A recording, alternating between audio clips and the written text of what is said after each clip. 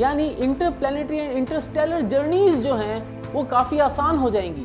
आज हम बात करने वाले हैं कुछ ऐसे प्रोपोर्शन आइडियाज़ की जिनसे फिजिक्स को नफरत है।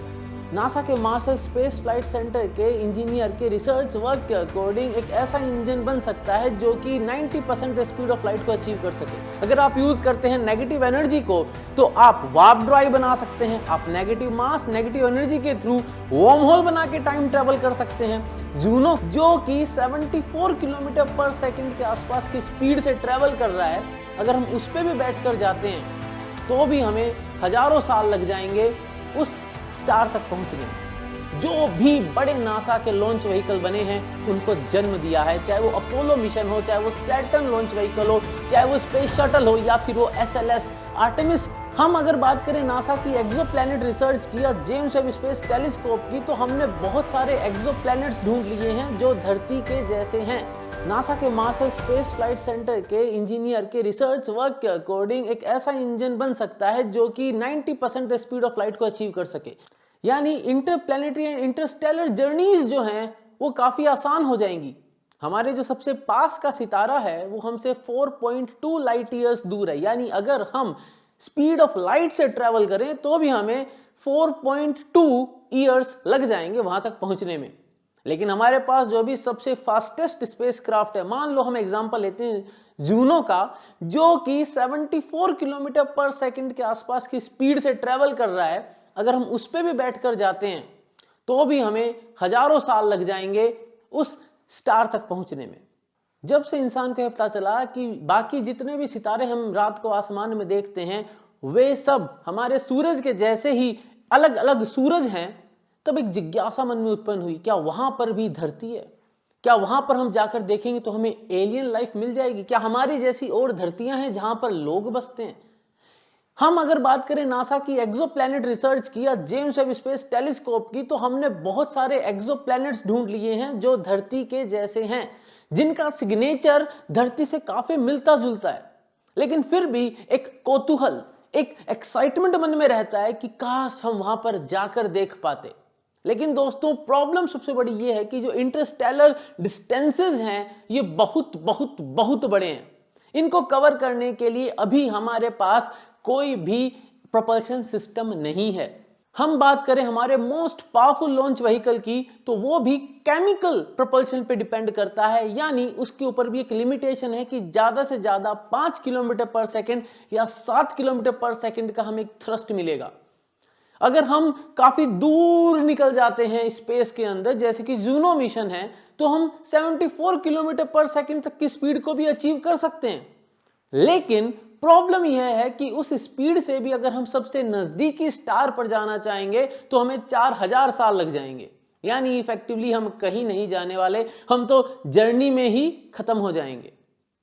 नासा के मार्शल स्पेस फ्लाइट सेंटर इसलिए इंपॉर्टेंट है दोस्तों क्योंकि यह वो सेंटर है जिसने पिछले 60-70 सालों में जो भी बड़े नासा के लॉन्च व्हीकल बने हैं उनको जन्म दिया है। चाहे वो अपोलो मिशन हो, चाहे वो सैटर्न लॉन्च व्हीकल हो, चाहे वो स्पेस शटल हो या फिर वो SLS आर्टेमिस लॉन्च व्हीकल है, उसकी बात करें, सारे के सारे मार्शल स्पेस फ्लाइट सेंटर की ही देन है। तो वहां का जब रिसर्च इंजीनियर बात करता है एक ऐसे इंजन की, नाम दिया उसने उसको हेलिकल इंजन, एक ऐसा इंजन जो आपको स्पीड दे सकता है that is equal to 0.9 C, तो जरूर से लोगों को काफी मन में सवाल आएंगे कि अगर ऐसा हो सकता है तो आज तक क्यों नहीं हुआ, या फिर इसमें कोई गड़बड़ है।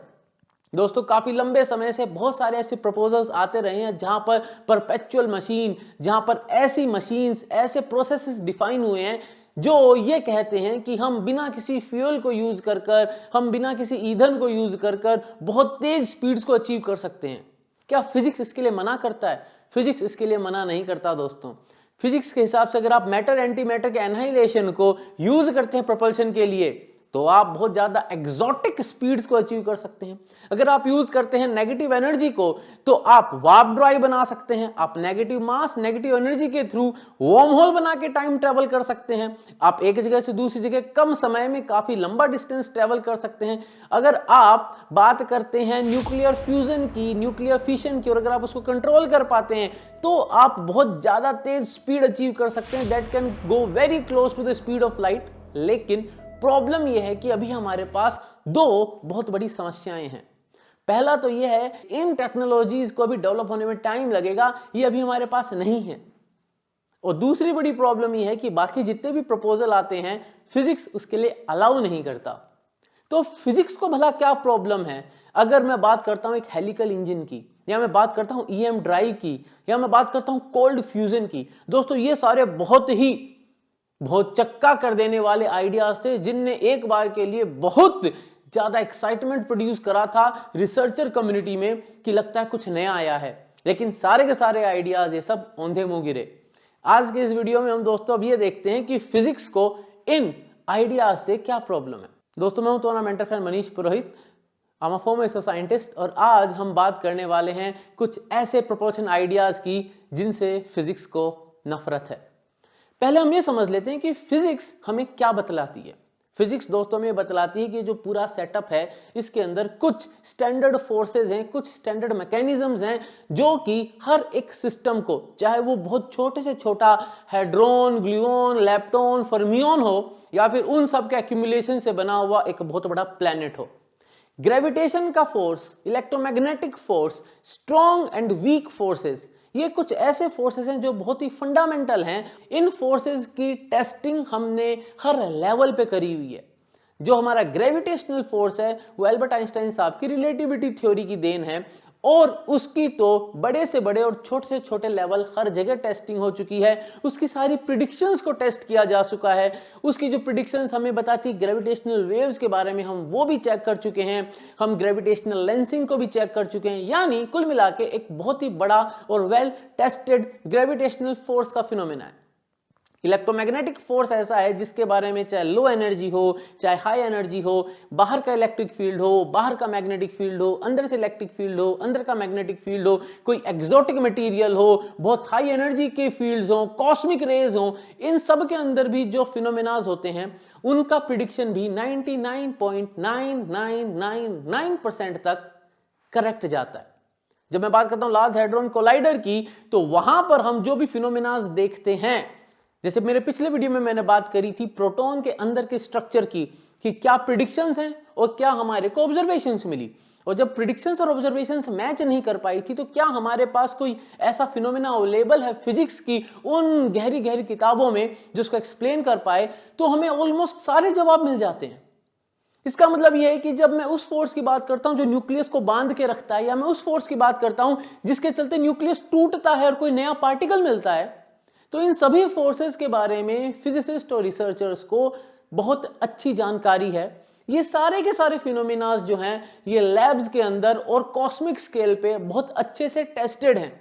तो बात ये आती है कि जब हमें पता है कि कोई भी फिनोमेना जब हो रहा है उनको इन कुछ लॉज को फॉलो करना होगा, तो फिर कैसे रिसर्चर्स या इंजीनियर्स जब प्रपोज करते हैं out of the box thinking वाले आइडियाज, तो क्या वो हमसे झूठ बोलते हैं या वो खुद भी बातों को अच्छे से समझ नहीं पा रहे?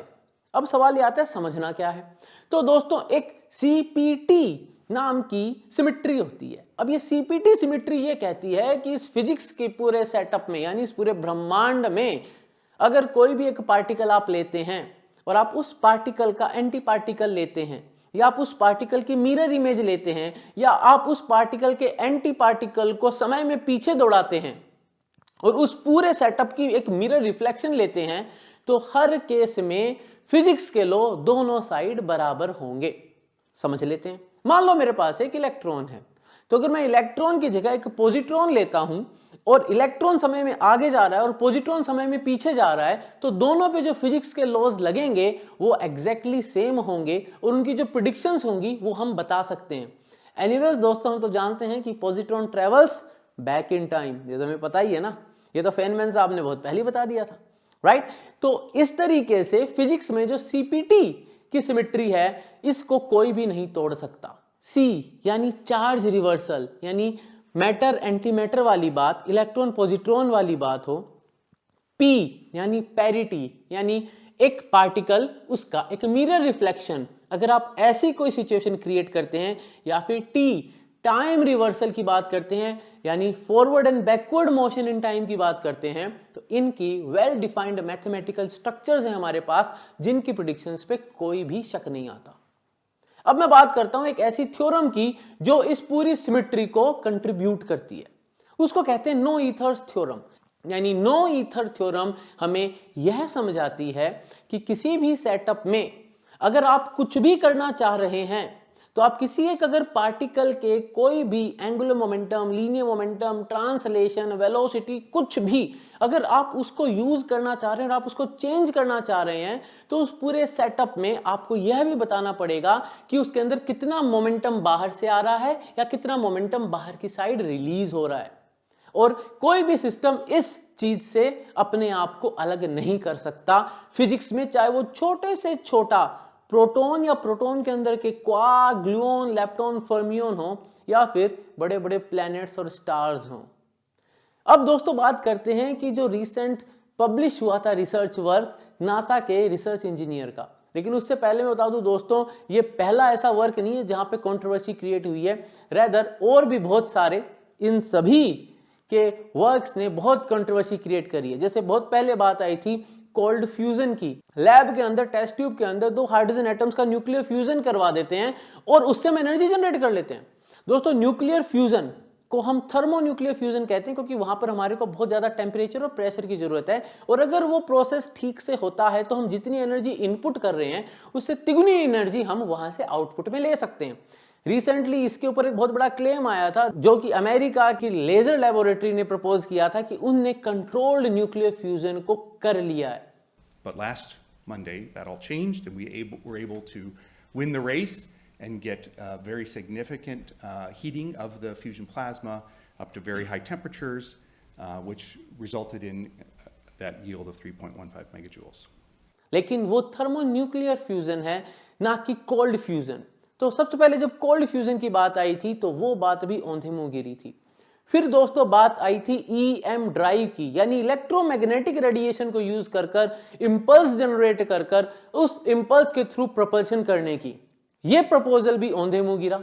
और अभी जो इसमें रीसेंट एडिशन है दोस्तों वो है हेलिकल इंजन का, कि मान लो एक बोट है, उस बोट के एक किनारे पे इंसान खड़ा है, जब वो इंसान चलकर दूसरे किनारे पे आ जाएगा बोट के तो वो बोट अपने आप शिफ्ट हो जाएगी। और बहुत बार ऐसे सवाल एग्जाम में पूछे जाते हैं, बताओ कितनी शिफ्ट होगी? क्यों? क्योंकि इंसान जब बोट के अंदर जा रहा है और मैं मान रहा हूं देयर इज नो फ्रिक्शन, तो सेंटर ऑफ मास अपनी जगह पे फिक्स रहना चाहेगा, इसके लिए पूरा सिस्टम मूव करेगा। अब जब वो इंसान वापस चल के अपनी पुरानी पोजीशन पे आ जाएगा तो फिर से बोट मूव कर जाएगी। अब इसी सेटअप को मैं लेबोरेटरी के अंदर देखता हूं। मेरे पास मान लो एक डब्बा है, उस डब्बे को मैंने एक फ्रिक्शनलेस सेटअप पे रखा, एयर का ड्रैग, फ्रिक्शन सब हटा दो, और उसके अंदर मेरे पास एक रिंग है। जब वो रिंग आगे पीछे जाएगी तो जब वो रिंग आगे जाएगी तो पूरा सेटअप पीछे खिसकेगा, जब वो रिंग पीछे जाएगी तो पूरा सेटअप आगे खिसकेगा। क्यों? क्योंकि उस सेटअप का सेंटर ऑफ मास वहीं रहना चाहेगा जहां है। तो अगर एक डब्बा है मेरे पास और उसका सेंटर ऑफ मास बीच में है और अगर रिंग इधर जाएगी तो वो डब्बा पीछे खिसक के सेंटर ऑफ मास को उसी पॉइंट पे रखना चाहेगा। अब उस डब्बे में जब रिंग इधर आएगी तो वो उसके सेंटर ऑफ मास को उसी जगह पे रखने के लिए अपने आप को पीछे की साइड इधर पुश करेगा। ठीक है, तो अब ये भाई साहब प्रपोज करते हैं कि अगर हम ऐसा कर दें कि आगे जाने वाली स्पीड तो तेज हो और पीछे आने वाली स्पीड कम हो, तो उसके चलते जो मूवमेंट है वो ऐसा होगा कि कंटिन्यूअसली ये जो डब्बा है ये बस आगे आगे आगे आगे ही जाता चला जाएगा। अब ऐसा होगा क्यों? स्पीड बढ़ाने से। तो एल्बर्ट आइंस्टाइन साहब की रिलेटिविटी थ्योरी ये कहती है कि जब आप स्पीड बढ़ाते हैं तो मास बढ़ जाता है और मास के बढ़ने से जो है मोमेंटम बढ़ जाता है। अब बात ये आती है कि इस पूरी प्रॉब्लम में नो ईथर थ्योरम कहां यूज करी? आपने ये कैसे बताया कि अगर आप स्पीड बढ़ा रहे हैं, आप मोमेंटम चेंज कर रहे हैं उस सेटअप का, तो वो आ कहां से रहा है? तो अगर मैं फिर से उस डब्बे की बात करूं तो उस डब्बे के लिए F इक्वल्स टू ma का रिलेशन काम नहीं करेगा, F equals to dp by dt का रिलेशन काम करेगा। लेकिन जब मैं dp बाई dt की बात करूं और बाहर से अगर कोई इंटरेक्शन ही नहीं हो रहा है तो नेट मोमेंटम कैसे चेंज हो सकता है? क्यों? क्योंकि conservation of linear momentum, conservation of angular momentum, ये ठोस फिजिक्स के रूल्स हैं, आप डिसओबे नहीं कर सकते। हो सकता है कि आप कोई चीज मिस कर रहे हो लेकिन ये रूल डिसओबे हो जाए, ऐसा नहीं हो सकता। तो इफेक्टिवली ये जो प्रपोजल है जहां पर बात हो रही है एक ऐसे इंजन की जो कि स्पीड ऑफ लाइट के 90% तक पहुंच सकता है विदाउट यूजिंग एनी फ्यूल, तो वहां पर सबसे बड़ी प्रॉब्लम यह है कि फिजिक्स का कंजर्वेशन ऑफ मोमेंटम का जो लॉ है वो इसको अलाउ नहीं करता। इसको क्या, वो किसी भी ऐसे पर्टिकुलर प्रपोजल को अलाउ नहीं करेगा, चाहे वो कोल्ड फ्यूजन हो, चाहे वो ईएम ड्राइव हो या वो हेलिकल इंजन हो। तो दोस्तों अभी इंटरस्टेलर ट्रैवल का सपना बहुत दूर है। हां, अगर हम मैटर और एंटी मैटर का इंटरेक्शन कंट्रोल कर सकते हैं टेक्नोलॉजिकल एडवांसमेंट के थ्रू, या फिर लेजर सेल वाली टेक्नोलॉजी मैच्योर हो जाती है, या फिर हम न्यूक्लियर फिशन और न्यूक्लियर फ्यूजन को कंट्रोल करना बहुत अच्छे से सीख लेते हैं, तो हम जरूर यह सोच सकते हैं कि भविष्य में इंटरस्टेलर ट्रैवल्स, इंटरस्टेलर जर्नीज जो हैं वो कोई प्रैक्टिकल शेप ले पाएंगी। लेकिन इस तरीके के अफलातूनी आइडियाज से ऐसा इम्पॉसिबल है। तो दोस्तों अगर वीडियो पसंद आए तो लाइक, शेयर और सब्सक्राइब जरूर करना। सोशल मीडिया पे जरूर फॉलो करना, लिंक डिस्क्रिप्शन में है। मिलेंगे अगले वीडियो में, तब तक के लिए जय हिंद। कमेंट करके बताना कैसा लगा।